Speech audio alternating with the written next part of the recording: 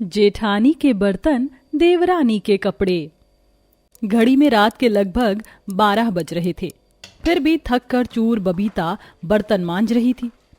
शुक्र है आज तो मैंने रात के सारे बर्तन रात को ही धो डाले। सुबह आराम से मस्त 7 बजे सोकर उठूंगी। अब केवल सुबह का चाय नाश्ता बनाना बाकी रह जाएगा। किचन का काम निपटाकर बबीता जैसे जाने लगती है, तभी ननद काव्या धीरे से लाकर जूठी प्लेट सिंक में सरका देती है, जिससे बहू हाई वोल्टेज में आ जाती है। काव्या, आज फिर तुमने खाना खाने में इतना लेट लगा दिया। मैं सारे बर्तन धुल चुकी हूँ। अब अपना खाना खाया हुआ प्लेट खुद धो लो। तभी सास रेवती रसोई के अंदर आकर बहू की क्लास लगाते हुए कहती है, अच्छा, तो अब तू मेरी बेटी से बर्तन मंजवाएगी? अरे तुझे क्या अंडे देने के लिए थोड़ी लाई हूँ। वही तो, देखो ना माँ, भाभी मुझे खामखा डांट रही थी। अब मेरी आदत है स्लोली स्लोली खाने की। कॉमेडी। अरे अब देख क्या रही है बहू, धो डाल लगे हाथ, एक ही तो प्लेट है। तभी गुस्से से आंखें चढ़ाकर बबीता ने कहा, ननद जी, ये लो एक चुटकी विमजल, घोलो और अपनी प्लेट खुद से धो लो। मैं चली सोने। बेचारी बहू थके मिजाज से कमरे में आती है तो देव ने सारे कपड़े पलंग पर फैला रखे होते हैं, जिसे देखकर वह अलसाते हुए कहती है, देव जी, आपने इतनी रात में कपड़ों का रायता क्यों फैला रखा है? इसे हटाइए, मुझे सोना है। बबीता, तुम सो जाओगी तो कपड़े कौन धोएगा? कल मेरी ऑफिस में बहुत इंपॉर्टेंट मीटिंग है। प्लीज मेरी ये शर्ट पैंट धो दो। देव जी, आपको मुझे पहले बताना चाहिए था ना। लाइए दीजिए। गुस्से वाले मिजाज से बबीता बड़बड़ाते हुए शर्ट धोने लगती है। क्या क्या सोचा था मैंने और क्या हो रहा है मेरे साथ। मेरी तो जिंदगी झंड हो गई है ऐसा ससुराल पाकर। कोई घर के कामों में हाथ बंटवाना तो दूर, एक गिलास पानी भी खुद नहीं पीते। खाना भी परोस कर दो सबको। बस अब तो मुझे सासू जी से देवर जी की शादी की बात करनी पड़ेगी, तभी मुझे आराम आएगा।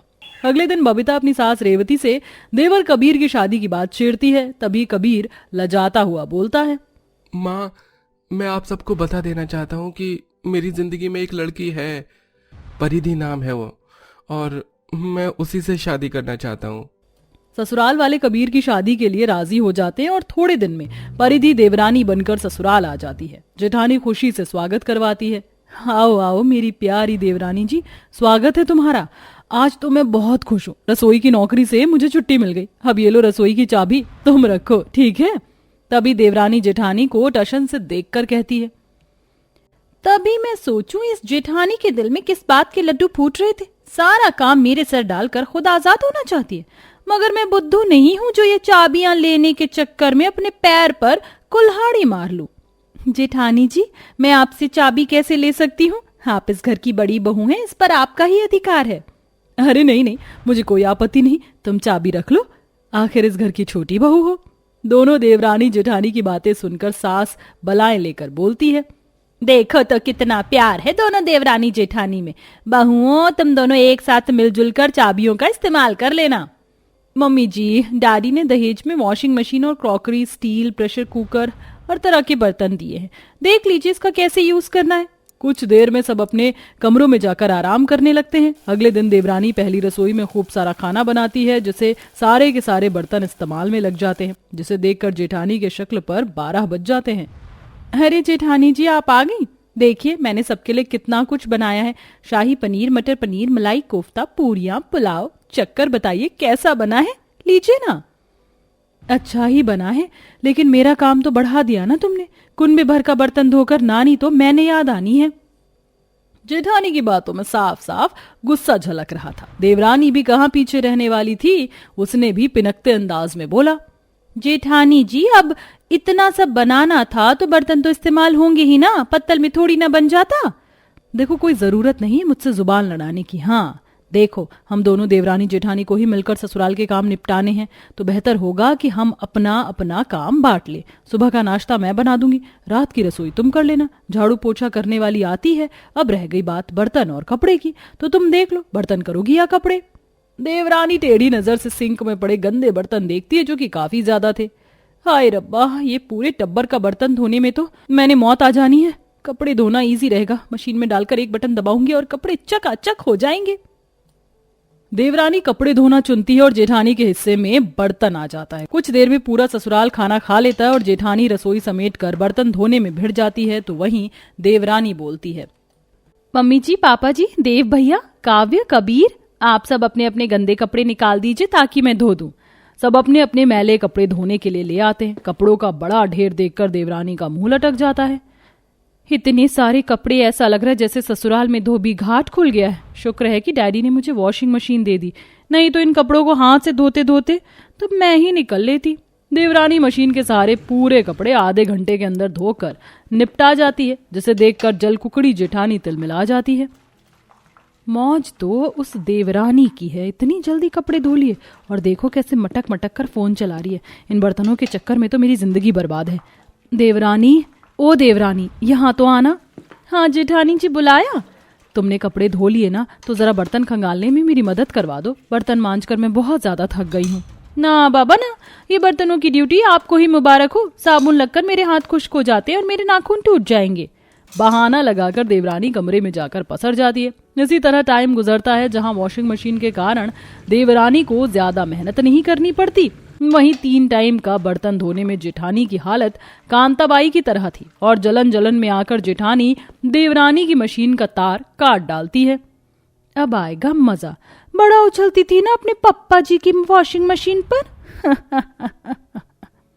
कुछ देर में, छोटी बहू, अरे ओ छोटी बहू, यहाँ तो आ। जी आई ससुर जी। जरा मेरा ये कुर्ता पजामा धो देना, और हाँ, आले में धोना। अभी धोकर डाल देना, खिली खिली धूप है, सूख जाएगा, शाम को पहन कर जाना है। अरे छोटी बहू रुक जरा, मेरी ये 2-3 बनारसी साड़ियां हैं, इसे भिगो देना। अच्छा मम्मी जी। दोपहर के टाइम में जैसी देवरानी कपड़े धोने आती तो मशीन का तार कटा हुआ देखकर रोने सा मुंह बना लेती है। हे भगवान, मेरी वॉशिंग मशीन का तार। किचन में से बबीता कहती है, पड़ गया देवरानी को हार्ट अटैक। जेठानी देवरानी के पास आकर झूठी हमदर्दी जताती है। अरे अरे, क्या हुआ मेरी प्यारी देवरानी, रो क्यों रही हो? हे भगवान, इन चूहे को भी शांति नहीं है। देखो तो कितनी महंगी वॉशिंग मशीन का तार काट दिया। खैर कोई बात नहीं, कभी कभी अपना हाथ पैर भी चला लेना चाहिए। इस शरीर का खून दौड़ता रहता है। ये लो थापी और ये ब्रश और ये फेना साबुन, इससे बहुत अच्छा झाग बनता है। जेठानी के चेहरे पर मुस्कान देखकर देवरानी सब समझ जाती है। मैं जानती हूँ, मेरी वॉशिंग मशीन का तार इस करमजली जेठानी ने काटा। इसे तो मैं शाम को दिखाती हूँ अपना जलवा। इस बार बर्तन धोने में नानी ना याद आ गई तो मैं भी देवरानी नहीं। गुस्से गुस्से में रात की रसोई बनाने में देवरानी सारी कढ़ाई पतीले पूरी तरह से जलाकर कोयला कर देती है, जिसे घिसते घिसते बेचारी जेठानी की हालत खराब हो जाती है।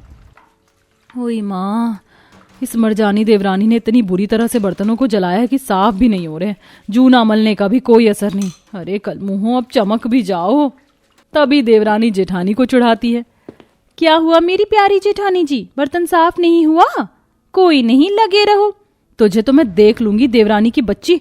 मुझे पता है तुमने जानबूझकर जलाया है बर्तन। बिल्कुल वैसे ही जैसे तुमने मेरी वॉशिंग मशीन की तार काट दी। मैं इतनी भी शरीफ नहीं ना कि अपना नुकसान सह लूं, समझी? अब ऐसे ही दिन गुजरते जाते हैं और दोनों देवरानी जेठानी में कपड़े बर्तन को लेकर डेली डेली कलेश मचने लगा था, जिससे ससुराल की शांति भी भंग हो चुकी थी।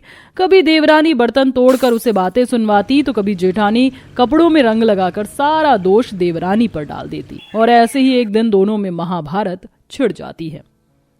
ज्यादा तेज फिल्म मत बन परिधि, मैं अच्छे से जानती हूँ मेरी साड़ी का सत्यानाश तुमने किया है। तुमको धोने के लिए दिया था। हाँ, तो मुझे नहीं पता था कि आपकी तरह आपकी साड़ी भी गिरगिट की तरह रंग बदलती है। रंग निकल गया तो मेरा क्या दोष? तभी ससुराल वाले शोर शराबा सुनकर इकट्ठे हो जाते हैं और सारी बातें एक एक करके उनके सामने दोनों बकती जाती हैं। सास सर पकड़ लेती है। हे भगवान, बस करो दोनों। जितने का तुम दोनों बर्तन कपड़े नहीं करती, उतने का रोज रोज का किचकिच लगा रखा है। छोड़ दो दोनों काम, मैं बुढ़िया अकेले कर लूंगी। दोनों अपना अपना बोरिया बिस्तर बांध कर दफा हो जाओ अपने पीहर। ये सुनकर दोनों की सिट्टी पिट्टी गुल हो जाती है और दोनों के पास एक दूसरे से सुलह करने के सिवा कोई चारा नहीं बचता।